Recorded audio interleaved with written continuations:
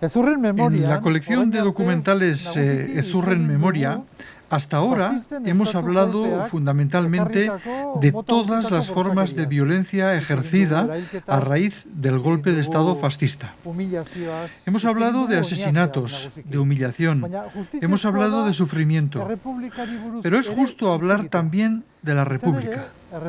Ciertamente, el periodo republicano fue para mucha gente un momento de esperanza. La República era la posibilidad de dar salida a todos esos problemas endémicos que sufría la sociedad. Es interesante conocer cuáles eran esos problemas y cuáles fueron las soluciones que los republicanos planteaban. El centro político, económico y social de Navarra era su capital, Iruña. Es por eso que es fundamental mirar lo ocurrido también desde Iruña. En aquel tiempo, Iruña era una pequeña ciudad, débilmente industrializada. Sus raíces económicas se hundían en la actividad agrícola, fundamentalmente.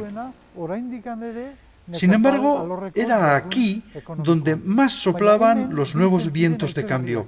Era aquí donde se juntaban las gentes que buscaban una nueva sociedad.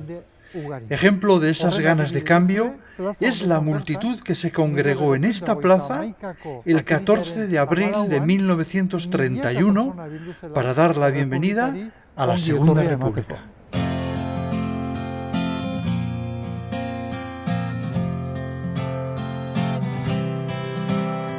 Erlojuaren orantzak geldi ezin ontan gogora ekarri ditut nire ondora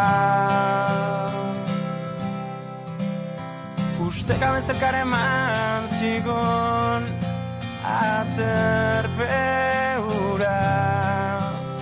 bezalako momentuak nostalgia. Iria zen zonbia, La ciudad no era muy grande. En una ciudad de 40.000 habitantes, todos se conocían y las relaciones personales eran muy estrechas. No debemos olvidar que hasta hace muy poco, decir Iruña era decir su casco viejo, ese casco viejo que conocemos hoy en día. Hacía solamente 20 años que se había iniciado el derribo de los muros medievales y de época moderna, con el fin de hacer otro tipo de construcciones y de urbanismo. Se mantenía, por tanto, esa presencia humana que habitaba fundamentalmente en el centro de la ciudad. Como consecuencia, las relaciones humanas eran muy estrechas en todos los aspectos. No había secretos, la gente se conocía. Esa era la realidad. Elkarrekin hori gutxienez fisikoki horrela izan zen. Rafael García Serrano, en sus memorias, pues habla de una ciudad en la que, en la que todo el mundo se conocía, en la que todo el mundo compartía los lugares de sociabilidad, cita una infinidad de esos lugares, en la que el centro de la vida social era la parte vieja y además también la Plaza del Castillo. Desde el punto de vista económico, todavía seguía marcada por una cierta presencia de lo que son los componentes agrarios y de la artesanía tradicional, en donde sobre todo los signos más elocuentes de lo que era el carácter de la ciudad pues era un carácter levítico, ¿no? En donde la presencia de las iglesias y de las cofradías era muy importante. Pero, sobre todo, añade en este caso Ugarte, porque las élites de la ciudad apostaron por mantener los centros simbólicos de los diferentes poderes, pues el religioso, político, económico, en esa zona.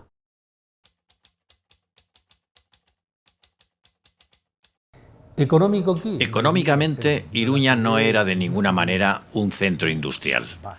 Sí que había trabajadores industriales, pero de ninguna manera era la Iruña industrial que conocemos ahora.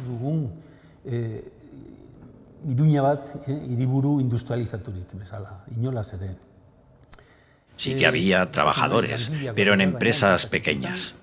Se situaban en la Rochapea, allí en la calle que iba hacia la estación de tren. En esa calle se situaban las empresas pequeñas. Si había alguna empresa grande, no estaba ubicada en Iruña. En Atarrabia, por ejemplo, se situaban fábricas de papel, papeleras, pero en Iruña no había empresas de ese tipo. Desde el punto de vista administrativo, tenían cierta importancia el comercio y las relaciones económicas de él derivadas.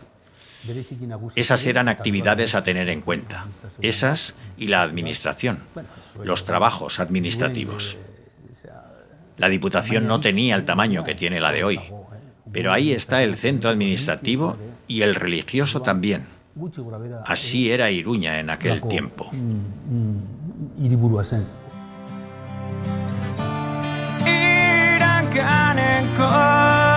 Ume txikia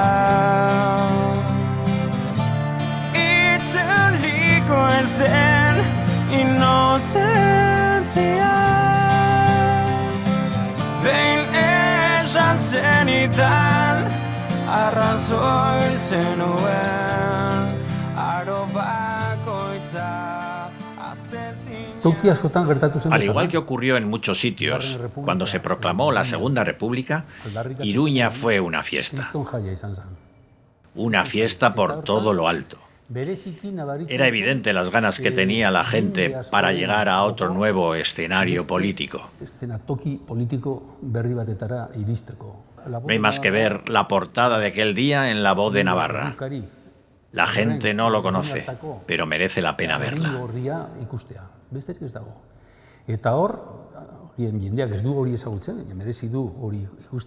Podemos ver la plaza del ayuntamiento, plaza en la que se encuentra más gente que incluso en San Fermines, diría yo. Por suerte, hace muchos años pude entrevistar a varias personas que estuvieron allí y me comentaron que no solo en la plaza, en las calles adyacentes también había mucha cantidad de público. Eso demuestra que en Iruña, al igual que en otras capitales de provincia, la alegría vino a la vez que la República.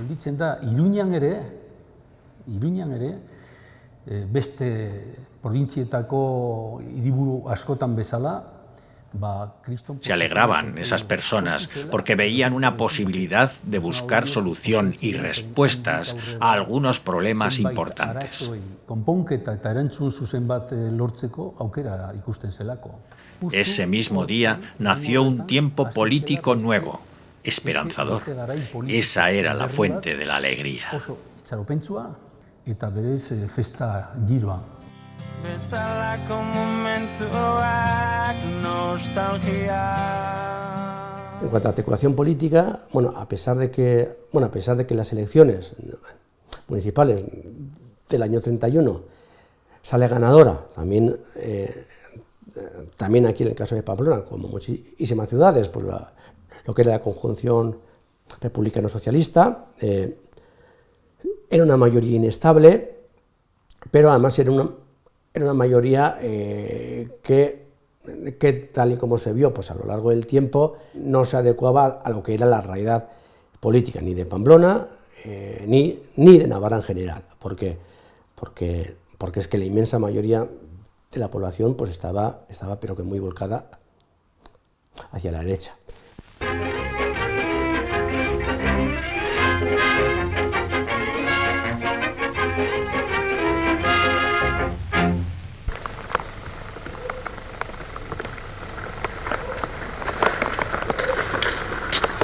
Tenemos una fe resuelta, es que están vivas todas las fuentes genuinas de España.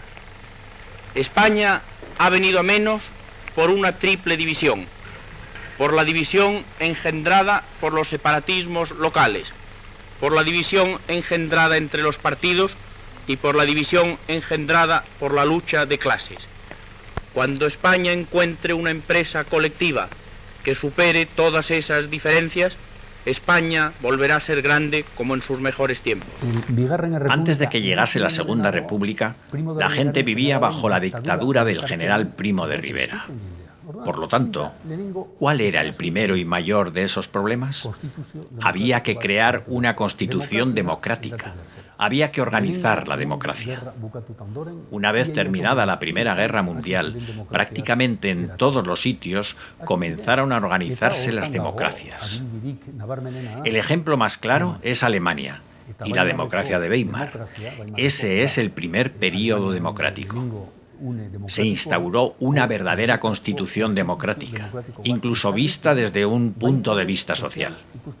La Constitución de la Segunda República Española tiene una gran deuda con esa Constitución alemana. Para la gente, la democracia era vivir mejor, y no solo políticamente, también socialmente y económicamente. Es por eso que, en algunos artículos de la Constitución, aparece que la propiedad privada, por ejemplo, debe cumplir otra función, no solamente como valor privado, sino como valor social también. Por lo tanto, en situaciones especiales, la propiedad privada debía ponerse al servicio de la gente o de sus necesidades.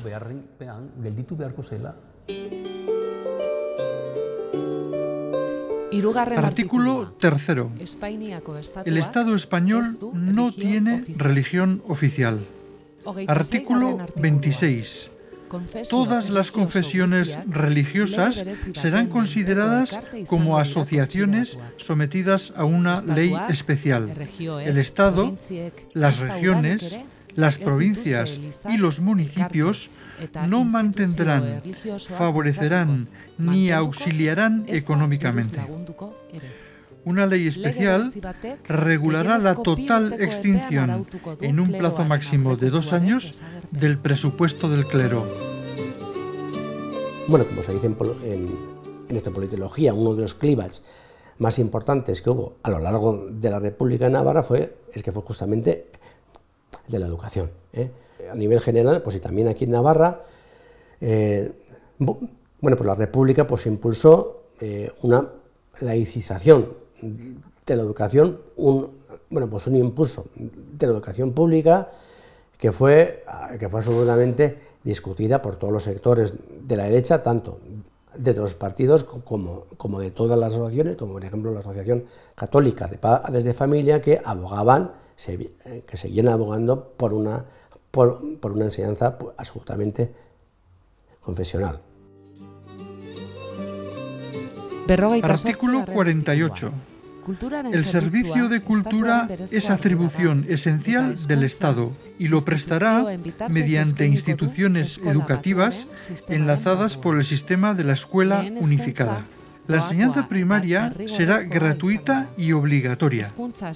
Los maestros, profesores y catedráticos de la enseñanza oficial son funcionarios públicos. La libertad de cátedra queda reconocida y garantizada. La enseñanza será laica, hará del trabajo el eje de su actividad metodológica y se inspirará en ideales de solidaridad humana. Cuando decimos que la Constitución de la Segunda República era democrática, queremos decir que era verdaderamente democrática, dado que hasta ese momento, en algunas democracias europeas, solamente existían el derecho a voto y los derechos políticos para los hombres. Por lo tanto, vista esa realidad, desde la actualidad, eso no es democracia completa. Sin embargo, ahora sí, los hombres y las mujeres tendrán derechos políticos. Junto con eso, la mujer tendrá otros derechos jurídicos. Por ejemplo, tendrá derecho a pedir el divorcio y también podrá tener sus hijos, etc. No necesitará estar sujeta a las decisiones de un hombre. Eso se logró con esta Constitución. En ella aparece escrito. Por lo tanto, se puede decir que para mucha gente estaba claro que era una herramienta en favor de la democracia y en contra del caciquismo. Artículo 36. Los ciudadanos de uno y otro sexo, mayores de 23 años, tendrán los mismos derechos electorales conforme determinen las leyes. Artículo 40. Todos los españoles, sin distinción de sexo, son admisibles a los empleos y cargos públicos según su mérito y capacidad, salvo las incompatibilidades que las leyes señalen.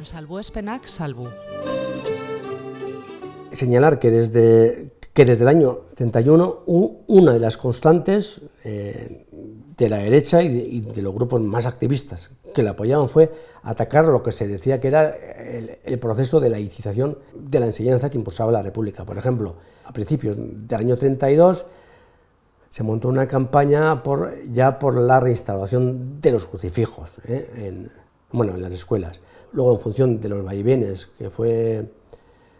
que fueron pues una característica de la República, sobre todo a partir del año 34, los ataques a la labor de los inspectores y a la labor de lo que era el conjunto del magisterio navarro y pamplonés se fueron pues agudizando y acrecentando. No es ni mucho menos casualidad que uno de los objetivos centrales de la represión fuera justamente el personal ligado a la educación.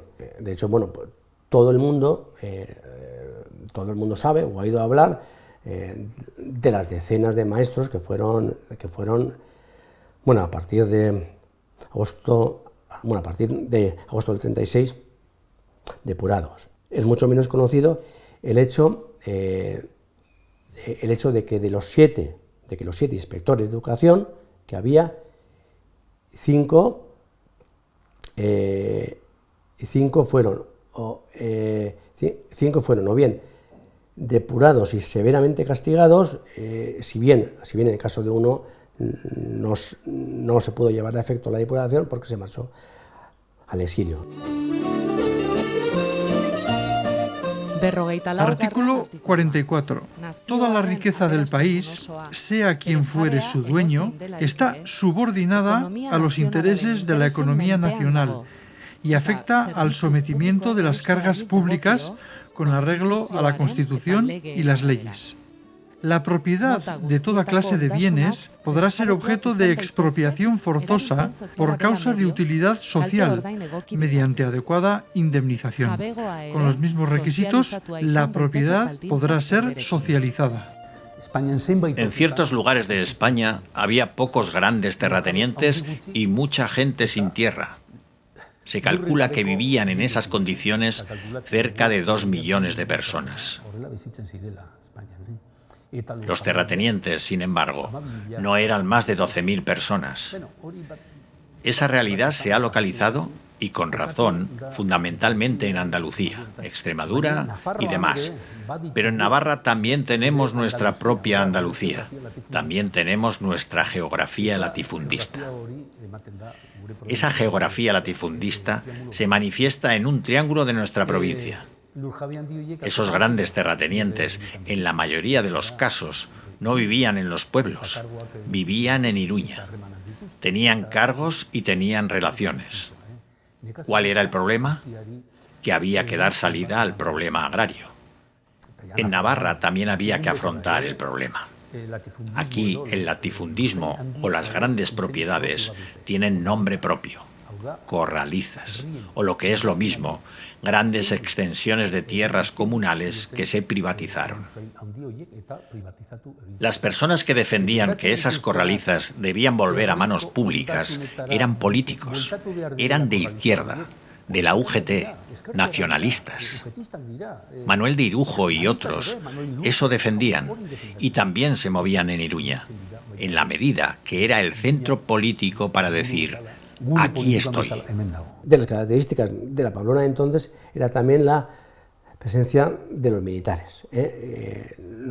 Pues se ha señalado sobre todo porque fue el lugar desde donde Mola planificó la conspiración, una tremenda importancia de lo que era el Palacio de Capitanía.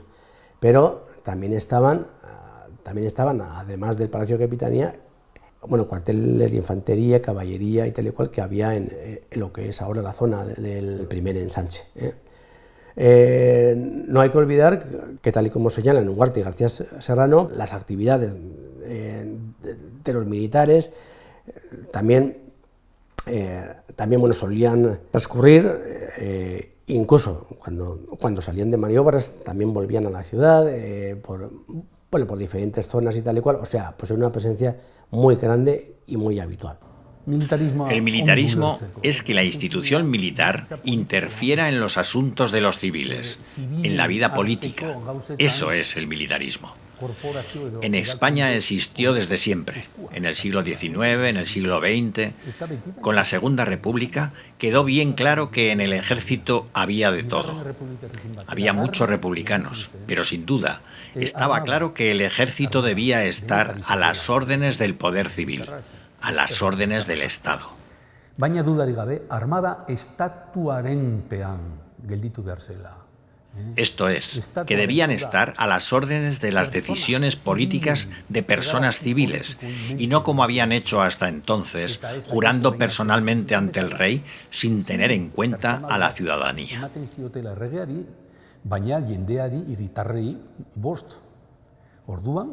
El ejército está a las órdenes de la gente, para ayudarla, para defenderla. Aquí están las instituciones civiles y tienes que hacerles caso. Erakunde instituzio zibilak, eta zu zaude haiei men egin behar duzula. En 1932 ya hubo un intento de golpe de Estado y debemos relacionar al militarismo con lo posteriormente ocurrido en 1936. Para los demócratas y republicanos estaba meridianamente claro que era el Parlamento el que ostentaba el poder político, porque, según ellos, era fiel reflejo de la voluntad popular, y el ejército y el Estado no eran más que herramientas para ayudar a los ciudadanos. Artículo 70. No podrán ser elegibles ni tampoco propuestos para candidatos los militares en activo o en la reserva, ni los retirados que no lleven 10 años, cuando menos, en esa situación. Los eclesiásticos, los ministros de las varias confesiones y los religiosos profesos. Los miembros de las familias reinantes o exreinantes de cualquier país, sea cual fuere el grado de parentesco que les una con el jefe de las mismas. Pues la fuerza más importante era el socialismo y sobre todo su sindicato, la UGT. Tenía una presencia muchísimo mayor que las demás organizaciones de izquierda. La coalición republicano-socialista se nutría sobre todo, se abastecía sobre todo de los votantes del PSOE.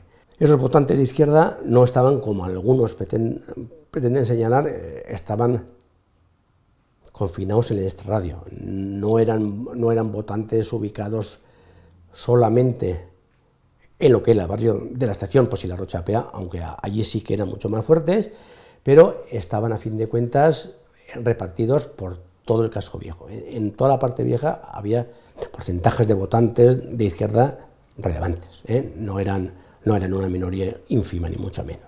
Estamos hablando pues por el 30-40% repartidos por toda la parte vieja.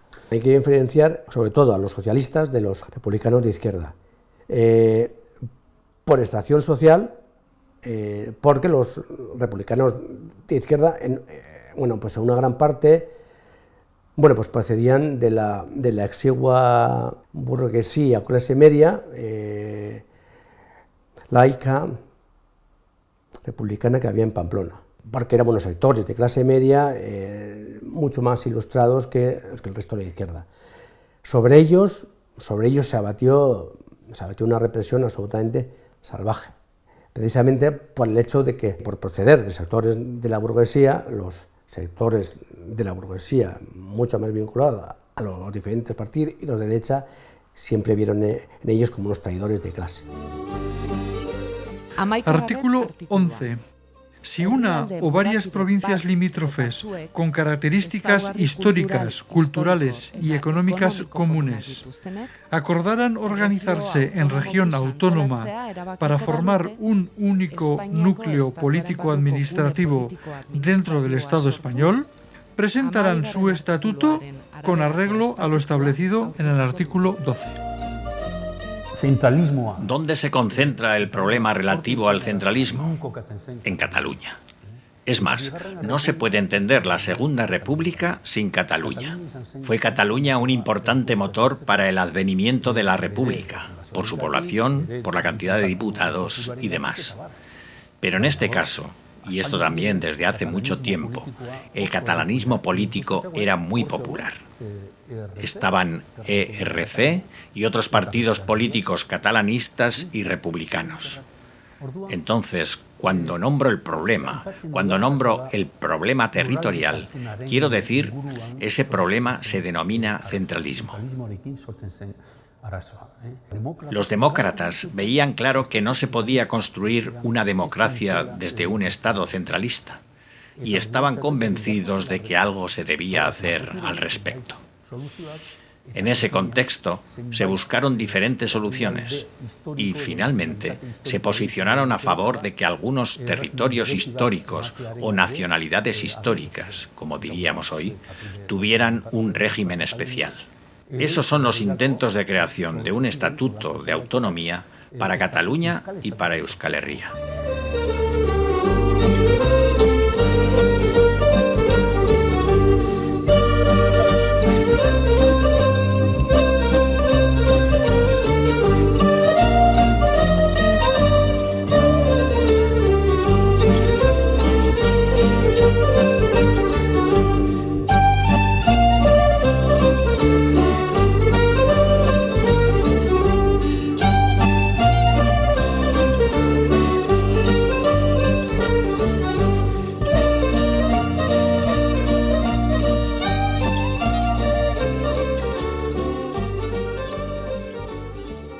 El Partido Comunista era un partido mucho más nuevo y de mucha menor implantación, tanto aquí en Pamplona como en Navarra. Aquí, bueno, sobre todo hacia el final del año 33, tuvieron una cierta presencia política de la mano de su líder, Jesús Monzón. Incluso, bueno, en la primavera del año 36, pues en abril del año 36, intentaron llevar a cabo un asalto al Palacio de la Diputación, algo así como unas 20 o 30 personas, que luego desencadenó una manifestación que luego se encaminó hacia la parte vieja y, bueno, pues a resultas de un presunto ataque a la sede del Diario de Navarra, que estaba en la calle Zapatería, hubo luego un tiroteo. Bueno, algunos dicen que hubo algunos tiros procedentes del interior del periódico,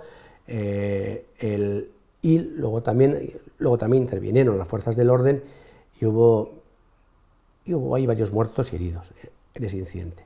En el plano sindical, todos los militantes del Partido Comunista estaban en el UGT. El último gran problema verdaderamente grande y complejo, fue el relativo a los privilegios de la Iglesia Católica. Para los demócratas republicanos no era posible construir una democracia fuerte si la Iglesia no reconocía que, si bien era una gran institución, debía caminar sin la ayuda del Estado. Por decirlo de otra manera, la Iglesia y el Estado no eran dos organizaciones que trabajaban al unísono en una sola organización, sino que eran dos organizaciones distintas.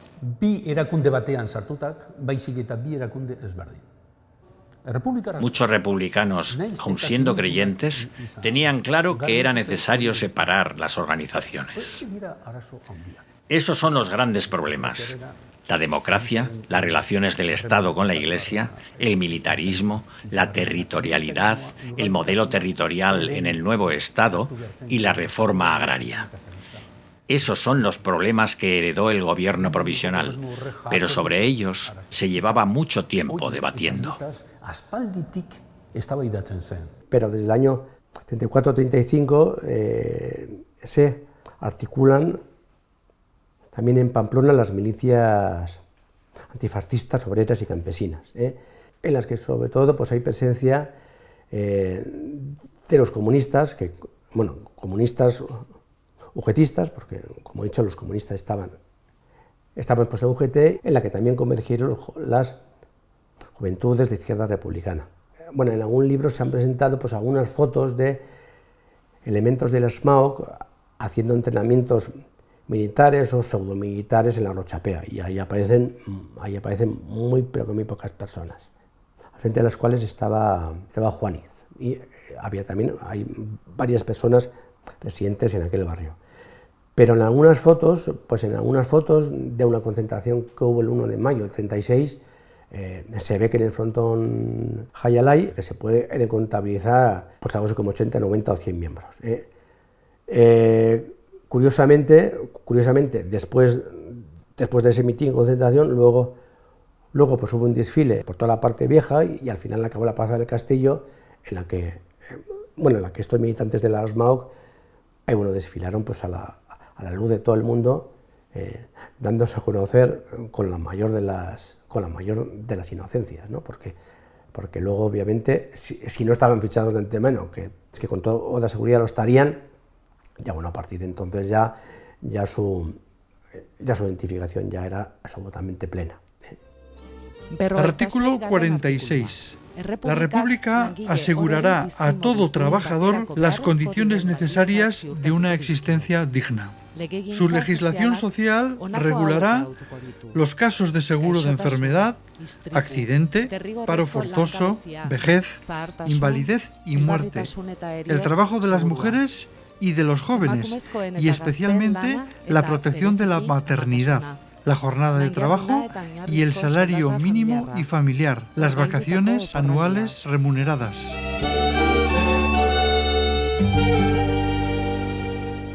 Hasta ahora no hemos hablado de lo que ocurría cuando se conseguían esos espacios de libertad. Ocurre fundamentalmente lo que ocurre durante toda la historia. Si alguien quiere hacer reformas profundas, las personas que ven comprometidos sus intereses intentarán impulsar una contrarreforma, o al menos intentarán frenar las reformas.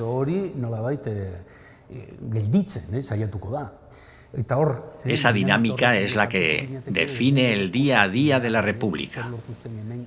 ¿Qué se consiguió? Por primera vez se promulga una ley a favor de trabajadores y jornaleros. ¿Y la jornada de 8 horas? Eso ya estaba conseguido, y no solamente en la industria, en el ámbito agrario también.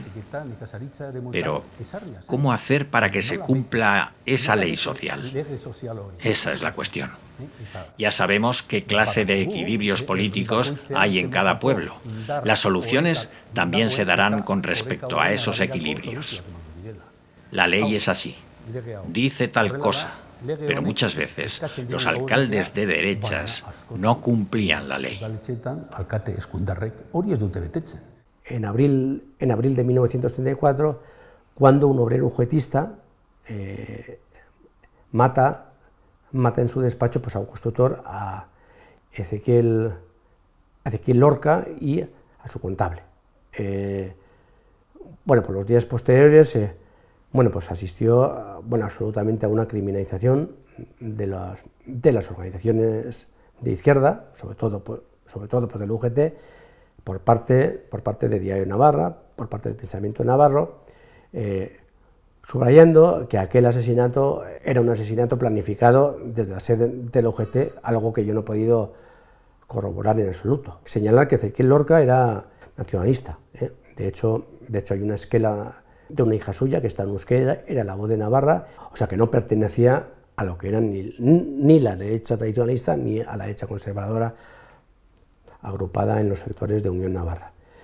Ese incidente y esos alegatos discursivos por parte de la prensa derechista finalmente pues dieron lugar a un intento de asalto de la Casa del Pueblo, que estaba en la calle La Merced, intento de asalto que finalmente fue interrumpido por la policía.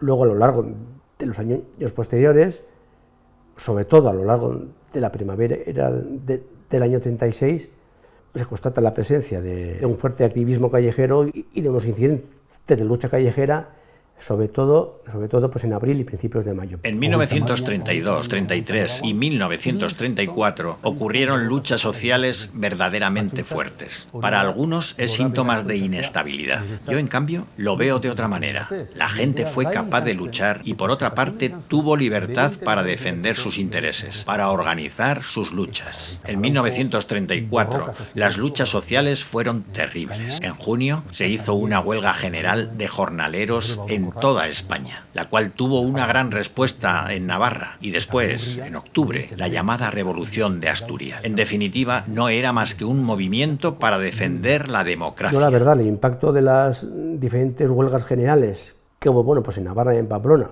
ciñéndose a Pamplona, no fueron excesivamente significativas de cara pues a valorar a partir de ahí una existencia de un desorden público generalizado, que era lo que siempre ha repetido la derecha en relación con el periodo republicano. Hubo diferentes huelgas generales, pero no hubo una alteración del orden tan fuerte como para inferir de ahí que eso sirviera luego para una reacción tan abrupta como la que hubo luego. El 2 de julio de 1936, en el Parlamento de Madrid, en el Parlamento español, en las Cortes, tal y como se las denominaba, había un diputado de Badajoz natural de Navarra, de la UGT, secretario general de la sección de Agricultura de ese sindicato, Ricardo Zabalza.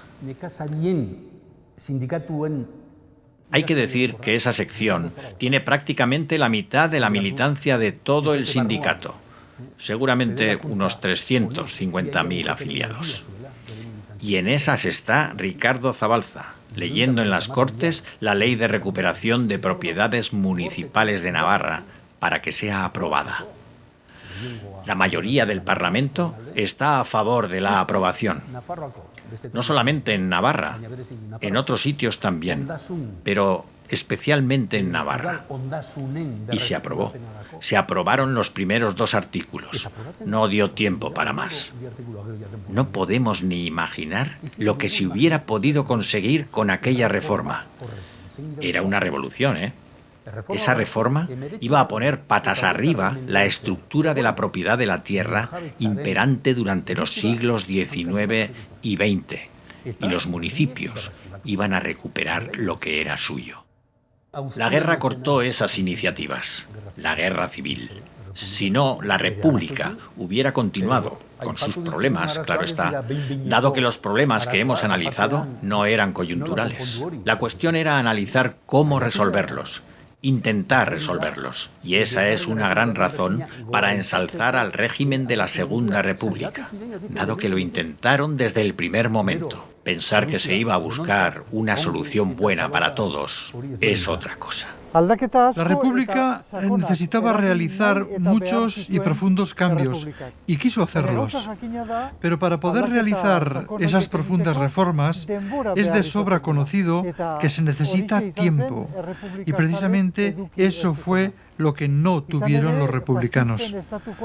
El golpe de Estado fascista truncó las posibilidades de la República de llevar a cabo todas esas reformas. El golpe de Estado devolvió a la sociedad española al pozo oscuro y trajo 40 años de retroceso político, social y económico.